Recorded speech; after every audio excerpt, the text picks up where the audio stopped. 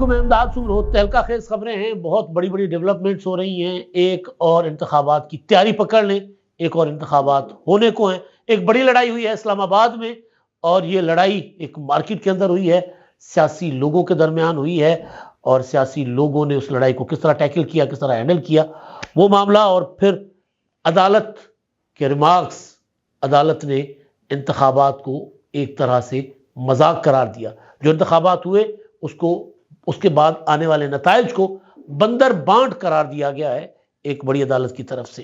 اور دوسرا، ایک عدالت میں پی ٹی آئی کے مفرور جو لوگ ہیں وہ نمودار ہوتے سامنے آ رہے ہیں۔ ظاہر ہے وہ بھی تہلکہ ہے نا، کہ پی ٹی آئی کے لوگ پتہ نہیں تھا، زمین کھا گئی، آسمان نگل گیا۔ میاں اسلم اقبال، ان کے بارے میں کہا جاتا تھا کہ وہ تو ملک سے باہر چلے گئے ہوئے، کوئی کہتا تھا دبئی چلے گئے، کوئی کہتا تھا نہیں افغانستان چلے گئے۔ جتنے منہ اتنی باتیں، وہ پتہ نہیں کدھر تھے۔ لیکن اچانک وہ اسلام آباد، اپنا پشاور میں ہائی کورٹ میں نمودار ہوتے ہیں، اور ہائی کورٹ ان کو راہداری ضمانت دے دیتی ہے۔ میاں Aslam Iqbal P T I کے امیدوار ہیں، خیبر پختونخوا، پنجاب کے خیبر پختونخوا میں نمودار ہوئے ہیں۔ پنجاب میں وزیر اعلیٰ کے امیدوار مریم نواز صاحبہ کے سامنے آج مریم نواز صاحبہ نے رائے ونڈ میں جاتی عمرہ میں اپنا اسٹرینتھ شو کی ہے، وہاں پر ایک بڑا اجلاس ہوا ہے۔ لیکن بہرحال وہ اس ویلاگ کا وہ مدعا نہیں ہے۔ مدعا جو ہے وہ ایک الیکشن، ایک لڑائی، اور ایک اور مفرور کا سامنے آنا، اور پھر ایک اور مفرور کی تصویر کا سامنے آنا، اور وہ تصویر مراد سعید صاحب کی ہے۔ تو اب جو حالات بنتے جا رہے ہیں وہ بڑے دلچسپ ہیں۔ میں نے پہلے بھی کہا تھا کہ جتنے مفرور ہو گئے تھے، یہ اب ان کو راہداری ضمانت مل رہی ہے، حفاظتی ضمانت مل رہی ہے، لیکن وہاں سے جب متعلقہ عدالتوں کی طرف آئیں گے یہ، تو پھر وہاں ان کے ساتھ سلوک کیا کیا جائے گا؟ کیونکہ راہداری ضمانت تو اور حفاظتی ضمانت اس لیے ہوتی ہے کہ آپ کے اوپر جو مقدمہ ہے، اس مقدمے میں جس عدالت نے آپ کو مفرور ڈکلیئر کیا ہوا ہے، آپ اس عدالت میں جا کے سرنڈر کریں، اس سے پہلے آپ کو کوئی گرفتار نہیں کرے گا۔ اور پشاور ہائی کورٹ اب اس طرح کے مفروروں کو منظر عام پر لانے کی ایک جگہ بن گئی ہوئی ہے۔ یوں لگتا ہے کہ جیسے وہ پشاور ہائی کورٹ کے کسی تہخانے میں چھپے ہوئے تھے۔ آپ کو یاد ہوگا زرتاج گل کا قصہ، جب زرتاج گل صاحبہ جو منظر عام پر آئی تھی، اور وہ شام کو پشاور ہائی کورٹ پہنچی تھی، اور چیف جسٹس صاحب جو تھے محمد ابراہیم صاحب، وہ اسلام آباد میں تھے، اور ان کو جب پتہ چلا کہ زرتاج گل آئی ہیں یا ایک خاتون آئی ہیں، اور وہ گرفتاری سے بچنے کے لیے انہوں نے پشاور ہائی کورٹ میں پناہ لے رکھی ہے، تو پھر وہ اسلام آباد سے جاتے ہیں، اور وہ وہاں تب تک آرڈر کرتے ہیں کہ ان کو کھانا چانا کھلائیں، ان کو ایک احترام کے ساتھ ان کو بٹھائیں وہاں پر، اور میں آ رہا ہوں۔ اور ظاہر ہے جج صاحب کو یہی کرنا چاہیے کہ اگر کوئی سائل آتا ہے ان کے پاس، تو ان کو کم از کم انٹرٹین کرنا چاہیے، انصاف دینا چاہیے، سب کے ساتھ کرنا چاہیے، پھر یہ صرف زرتاج گل تک نہیں ہونا چاہیے۔ لیکن بہرحال وہ پھر وہاں جاتے ہیں، اور زرتاج گل صاحبہ کی ضمانت ہو جاتی ہے، اور آرڈر ہوتا ہے کہ کوئی بھی عدالت ان کو گرفتار نہیں کرے گی۔ پھر یہ سلسلہ شروع ہوتا ہے، چل پڑتا ہے۔ علی امین گنڈاپور صاحب منظر عام پر آتے ہیں اسی عدالت میں۔ پھر عمر ایوب صاحب جو وزیر اعظم کے امیدوار ہیں، علی امین گنڈاپور وزیر اعلیٰ خیبر پختونخوا کے امیدوار، عمر ایوب صاحب وزیر اعظم کے امیدوار، اور پھر کل فیصل جاوید صاحب جو عمران خان صاحب کے کمپیئر، عمران خان صاحب کے جلسوں کے بھونپو کا کام کرتے تھے، عمران خان صاحب کے اسٹیج کو میں کھڑے ہو کر، وہاں پر ڈائس پر کھڑے ہو کر لوگوں کا لہو گرماتے تھے نعرے بازیوں کے ساتھ، آپ پاکستان کی شان ہے، آپ کپتان ہے، آپ، مطلب اس طرح کر کے، اور عمران خان ہے آپ کر کے ان کو بلاتے تھے، اور پھر پورا کراؤڈ جو ہے وہ رور کرتا تھا۔ تو وہ والے بھی منظر سے غائب تھے، پتہ نہیں کدھر تھے، اور وہ بھی سامنے آ گئے ہوئے۔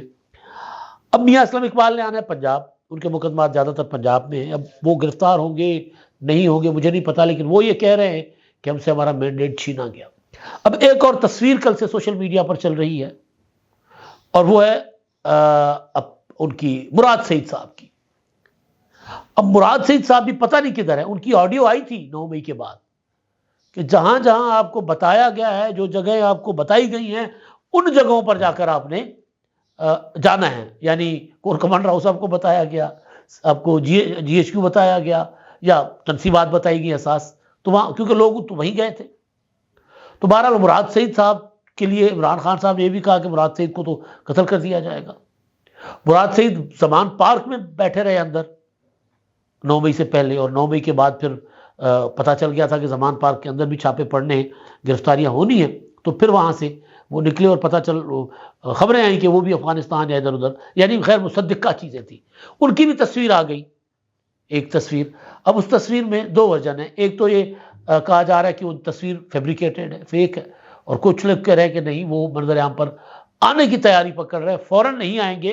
جو ابھی لوگ آئے ہیں منظر عام پر روپوشی ختم کر کے، میاں اسلم اقبال، علی بن گنڈا پور صاحب، عمر ایوب صاحب اور فیصل جاوید صاحب اور دوسرے جو ہیں، وہ جو منظر عام پر آئے ہیں، ان کے ساتھ کیسا سلوک کیا جا رہا ہے، اس کے بعد مراد سعید آئیں گے سامنے، کیونکہ مراد سعید کے لیے کہا جا رہا ہے کہ ان کے لیے کوئی معافی نہیں ہے۔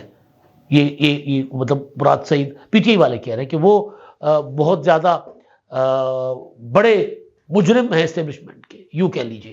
تو بہرحال ایک تو یہ ہے کہ پشاور ہائی کورٹ اب وہ جگہ بنی ہوئی ہے جہاں مفرور آ کر نمودار ہوتے ہیں اور عدالت ان کی راہداری ضمانت منظور کرتی ہے اور وہ چل پڑتے ہیں۔ اچھا، اب اگلی چیز سندھ ہائی کورٹ سے، سندھ ہائی کورٹ کے چیف جسٹس ہیں جسٹس محترم جناب عقیل عباسی صاحب۔ مقدمہ تھا الیکشن کے دن سوشل میڈیا اور انٹرنیٹ بند کرنے کا، اس پر انہوں نے پی ٹی اے کے وکیل کی جائز طور پر سرزنش کی ہے کہ جی یہ تو مطلب وہ کہہ رہے نہیں جی ہم نے اب انٹرنیٹ کھلا ہوا ہے، اور کہا نہیں، کب کھلا ہوا ہے، ایسے نہ کریں، لوگوں کو پتہ ہے سارا کچھ۔ ریمارکس اپنے جو ان کے ہیں وہ یہ کہہ رہے ہیں کہ جیسے الیکشن کروائے ہیں ماشاءاللہ پوری دنیا تعریف کر رہی ہے، اور نیگیٹو اس میں کہہ رہی ہے معنوں میں۔ انٹرنیشنل میڈیا بھی بتا رہا ہے کہ کس طرح الیکشن ہوئے ہیں، انٹرنیٹ یہاں بھی نہیں چل رہا، وہاں بھی نہیں چل رہا، لگتا ہے جس طرح الیکشن کروائے ہیں بندر بانٹ کر کے قبر پر پھول نہیں چڑھا دیتے۔ تو اب یہ اپنا چیف جسٹس ہیں سندھ ہائی کورٹ کے، وہ یہ کہہ رہے ہیں، اور میں اس کو سمجھ رہا ہوں کہ جو رات ڈیولپمنٹ ہوئی ہے، جو اعلان کیا گیا ہے کہ صدر آصف زرداری ہوں گے، وزیر اعظم شہباز شریف صاحب ہوں گے، اسی طرح پیپلز پارٹی کے پاس 2 گورنرز ہوں گے پیپلز پارٹی کے، چیئرمین سینٹ پیپلز پارٹی کا ہوگا، اسپیکر مسلم لیگ نون کا۔ تو یہ میں اس کو اس ریفرنس میں دیکھ رہا ہوں۔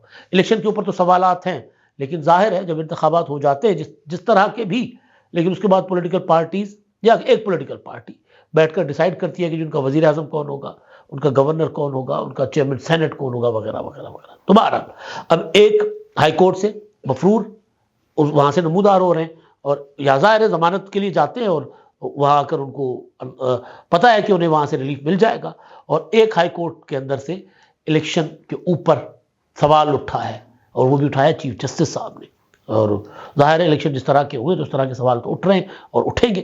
اچھا، لیکن اب جو دوسری چیز جو ہے نا وہ بندر بانٹ والی، تو بندر بانٹ کی طرف تو میں نہیں جاتا، چیف جسٹس صاحب نے کہہ دیا، لیکن جو میرے پاس بڑی خبر ہے اس حوالے سے وہ میں آپ کو دینے جا رہا ہوں۔ لڑائی والی بات پر میں آتا ہوں، وہ یہ ہے کہ پیپلز پارٹی کے رہنما سابق وزیر اعظم یوسف رضا گیلانی صاحب نے فیصلہ کیا ہے کہ وہ قومی اسمبلی کی نشست چھوڑیں گے۔ پارٹی نے ان کو سینٹ کا چیئرمین بنانے کی منظوری دے دی ہوئی ہے، اب وہ چیئرمین سینٹ کا الیکشن لڑیں گے۔ ایک بار پہلے بھی لڑ چکے ہوئے ہیں، اور ایک بار پہلے ان کے 7 ووٹ مسترد کر کے دھاندلی کر کے مسلط کیا گیا تھا ان کو، جو بیٹھے ہوئے ہیں اپنا سنجرانی صاحب، صادق سنجرانی صاحب لایا آصف زرداری تھے، لیکن بعد میں پھر آصف زرداری صاحب نے ہی ان کو کہا کہ فیض تو نہیں رہا، اب تو کیا کرے گا، اب بتا۔ تو زرداری صاحب پر وہ بھاری پڑ گئے تھے بذریعہ فیض امین۔ تو اب ان کی چھٹی ہونے جا رہی ہے، وہ ریٹائر ہونے جا رہے ہیں، تو آصف اپنا پیپلز پارٹی نے فیصلہ کیا ہے کہ یوسف رضا گیلانی چیئرمین سینٹ کا الیکشن لڑیں گے۔ NA 148 جہاں سے یوسف رضا گیلانی جیتے ہوئے ہیں وہ حلقہ وہ خالی کریں گے، وہاں سے ان کے صاحبزادے 3G میں سے 1G اپنا علیم قاسم گیلانی صاحب الیکشن لڑیں گے۔ 2G تو پہلے جیت چکے ہوئے ہیں، علی موسیٰ قومی اسمبلی کا الیکشن، علی حیدر صوبائی اسمبلی کا الیکشن، اور بڑے بھائی جو ہیں عبدالقادر گیلانی وہ بھی قومی اسمبلی کا جیت چکے ہوئے۔ تو گیلانی صاحب جو خود سیٹ خالی کریں گے NA 148 ملتان، وہاں سے الیکشن لڑوایا جا رہا ہے اپنا علی قاسم گیلانی صاحب کو۔ اور ایک اور بڑا الیکشن آنے جا رہا ہے پاکستان میں، اور وہ ہے لاڑکانہ میں، جب بلاول بھٹو زرداری اپنی ایک سیٹ خالی کریں گے تو وہاں پر 2 سیٹیں جیتے ہوئے نا وہاں سے، تو وہاں پر ان کی چھوٹی بہن اور پیپلز پارٹی کے کارکنوں میں بےحد مقبول بھی، اور عوام بھی ان کو بہت پذیرائی دیتے ہیں، اور جب ان کی جب اپیئرنس ہوئی ہے تو لوگوں نے ان میں بے نظیر دیکھا کہ بے نظیر جیسی لگتی ہیں، بولتی ہیں بے نظیر جیسی، اڑنا بچھونا بے نظیر صاحبہ جیسا، اور بات کرنے کا انداز بے نظیر صاحبہ جیسا۔ تو آصفہ بھٹو زرداری صاحبہ جو ہے وہ الیکشن لڑنے جا رہی ہیں. ضمنی انتخابات ہوں گے، ظاہر ہے اگلے کوئی 2 ماہ کے اندر اندر وہ ہو جائیں گے، جیسے ہی نشستیں خالی ہوں گی تو وہ الیکشنز ہوں گے. تو یہ الیکشنز بڑے تگڑے انتخابات ہوں گے. چیئرمین سینٹ کا الیکشن بہت دلچسپ الیکشن ہوگا. اب میں آتا ہوں وہ جو اپنے لڑائی پر، لیکن کمشنر کا معاملہ بھی بڑا دلچسپ ہو گیا ہے. کمشنر لیاقت وہ بھی لاپتہ ہیں. 17 تاریخ کو انہوں نے انکشاف کیا تھا، الزام لگایا تھا، دعویٰ کیا تھا کہ جناب وہ اپنا نتائج تبدیل کرنے کیے انہوں نے، اور انہوں نے یہ سارا کچھ چیف الیکشن کمشنر اور چیف جسٹس آف پاکستان نے کروایا تھا. اور اس انکشاف کے بعد وہ منظر عام پر نہیں ہے. وہ خود روپوش ہو گئے ہیں، وہ اٹھائے گئے ہیں، جبری لاپتہ ہو گئے ہیں یا خود غائب ہو گئے ہیں، کچھ نہیں پتا ان کا. وہ ہے نہیں منظر عام پر کمشنر لیاقت چٹھا صاحب. اور اس کے بعد جو ایک لائن لگ گئی ہے نا، لوگ ویڈیو بنا بنا کر، کوئی کہتا ہے کہ میں اسسٹنٹ کمشنر ہوں، کوئی کہتا ہے میں فلاں ہوں، میں فلاں ہوں. اب لوگ ویڈیوز بنا رہے ہیں اور اس میں پتہ چلتا ہے کہ جناب کافی ساری ویڈیوز تو ابھی جعلی بھی بن رہی ہیں. تو بہرحال الیکشن متنازع ہونے تھے، ہو گئے شروع سے ہی. وہ سندھی کی کہاوت ہے کہ اٹھ تنہ پہ رڑیا جناب بوریا پہ سویا. جب سے آغاز کیا جا رہا تھا اس وقت ہم کہہ رہے تھے کہ الیکشن متنازع ہوں گے. یہ الیکشن صاف شفاف انتخابات نہیں کہلائیں گے، بلکہ پاکستان میں جو انتخابات ہوتے ہیں ان انتخابات میں بھی ایک مذاق کا درجہ ہوگا ان انتخابات کا. اب تو چیف جسٹس صاحب کہہ رہے ہیں سندھ ہائی کورٹ کے کہ ماشاءاللہ بہت بڑی تعریفیں ہو رہی ہیں. خیر، کمشنر صاحب کا معاملہ تو اپنی جگہ. اب وہ جو ایک لڑائی کا معاملہ ہے نا، وہ بڑی دلچسپ صورتحال اس کی بنی ہوئی ہے. واقعہ کچھ یوں ہے کہ خواجہ سعد رفیق اور حنیف عباسی صاحب کل کوسار مارکیٹ میں وہاں پر وہ گئے تھے کھانا کھانے، بیٹھے ہوئے تھے. وہاں پر ان کے ساتھ ہی بیٹھے ریسٹورانٹ میں کچھ خواتین نے ان کے اوپر فکرے کسے، چور، جو نواز شریف کا یار ہے، غدار ہے، اس طرح کی باتیں. جب وہ اٹھنے لگے وہ خاموشی سے بیٹھے رہے، یعنی وہ انہوں نے کوئی ریئیکٹ نہیں کیا. لیکن جب اٹھنے لگے تو خواتین نے اٹھ کر ان کے خلاف نعرے بازی کی. تو حنیف عباسی نے ان کو کہا، جاوید چودھری صاحب کہہ رہے ہیں میری حنیف عباسی سے بات ہوئی ہے، حنیف عباسی صاحب نے ان کو کہا کہ دیکھیں جی آپ میری بہنوں کی طرح ہیں، اس طرح نہ کریں. اگر میں آپ کو جواب دوں تو اچھا نہیں لگے گا، آپ اس طرح نہ کریں. تو خواتین ان کے پیچھے آتی ہیں تو حنیف عباسی صاحب ان کی تصویر بناتے ہیں، اور اتنے میں خواتین موبائل چھیننے کے لیے لپکتی ہیں، وہ پیچھے ہٹتے ہیں تو گر جاتی ہیں.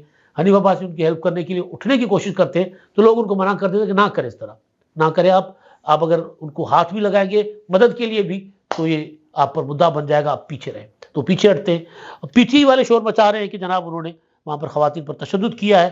حالانکہ جو واقعہ وہاں پر عینی گواہ جو ایون جن کا پی ٹی آئی سے تعلق بھی ہے وہ یہ کہہ رہے ہیں کہ خواتین نے زیادتی کی ہے، ان کا کوئی اس سے لڑائی جھگڑے میں کوئی تعلق نہیں تھا. خواجہ سعد رفیق کے ٹویٹر ہینڈل پر جو ایڈمن ہیں ان کے، انہوں نے ایک وضاحتی نوٹ رکھا ہے. وہ کہتے ہیں کوسار مارکیٹ میں خواجہ سعد رفیق صاحب کے ساتھ کسی کی تلخ کلامی یا جھگڑے کا کوئی واقعہ پیش نہیں آیا. البتہ وہ اس واقعے کے عینی گواہ ضرور ہیں. آواز نامعلوم خواتین نے اسٹریٹ 1 کیفے میں آواز کسی، سمجھانے بجھانے پر انہوں نے عباسی صاحب سے بلا اشتعال بد کلامی کی. ہاتھا پائی کا کوئی واقعہ نہ ہونا ممکن تھا. حنیف عباسی صاحب کی وضاحت حقائق کے مطابق ہے. ایک مخصوص گروپ کی جانب سے یہ جھوٹا پروپیگنڈا پھیلایا جا رہا ہے. ایڈمن یعنی خواجہ سعد رفیق صاحب کے اپنی اسٹیٹمنٹ نہیں ہے، ان کی جانب سے ان کے جو اکاؤنٹ چلانے والے ایڈمن ہیں وہ یہ وضاحت دے رہے ہیں. اب یہ جو تربیت ہے نا، جو طریقہ عمران خان صاحب کا کہ اپنے مخالفین کا جو ہے نا وہ بند کر دے، راستے بند کر دے، وہ جہاں نظر آئے ان کے خلاف نعرے لگائیں، ان کے بچوں کے اوپر ہوٹنگ کریں، چور چور کہیں. لندن میں آپ نے تماشے دیکھے. حنیف عباسی صاحب نے ان کو یہ بھی کہا خواتین کو، دیکھیں لندن نہیں ہے، یہ پاکستان ہے، یہاں پر آپ اس طرح کر کے نا پھر اس کا جواب بھی آ سکتا ہے. یعنی انہوں نے ظاہر ہے تھوڑا سا ان کو خبردار کرنے کی کوشش کی ہوگی کہ اس طرح نہ کریں، پھر اس کا جواب بھی آ سکتا ہے. لیکن بہرحال خواتین باز نہیں آئی تھی. تو احسن اقبال کے ساتھ ایسا واقعہ ہوا، مصطفیٰ نواز کھوکھر، نور عالم خان اور وہ جو ندیم افضل چند اور فیصل کریم کنڈی والا واقعہ آپ کو یاد ہوگا. یہ تربیت ہے پی ٹی آئی کی. اب الیکشن ہو گئے ہیں، اب انتخابات کے بعد سب سسٹم کا حصہ بنے، اور عمران خان اپوزیشن میں بیٹھنا چاہتے ہیں، پی ٹی آئی اپوزیشن میں بیٹھنا چاہتی ہے، اپوزیشن میں بیٹھے. حکومت کو انہوں نے ٹف ٹائم دینا ہے، قومی اسمبلی میں بیٹھ کر کریں، جلسے کریں، جو مرضی کریں. لیکن یہ والا طریقہ جو ہے نا گلی گلی میں لڑائی کروانے والا، یہ خطرناک ہوگا. اور یہ باقیوں کے لیے خطرناک نہیں ہوگا، عمران خان کے لیے خطرناک ہوگا. کیونکہ عمران خان نے لوگوں کی یہ تربیت کی تھی تو 9 مئی ہوا تھا. پھر 9 مئی کے مفرور اب باہر آ رہے ہیں، کسی کی داڑھی بڑی ہوئی ہے، کسی کے بال سفید ہوئے ہوئے، کوئی بیچارہ کمزور حالت میں، کوئی کس حالت میں، کوئی کس حالت میں، تو نہ کریں اس طرح لوگوں کو اپنا ایک دوسرے کے ساتھ لڑائی کی طرف مت دھکیلیں۔ نقصان اس کا ہوگا جو پہل کر رہا ہے، اور پہل کر رہی ہے پی ٹی آئی۔ اب تک کے لیے اتنا ہی، اللہ حافظ۔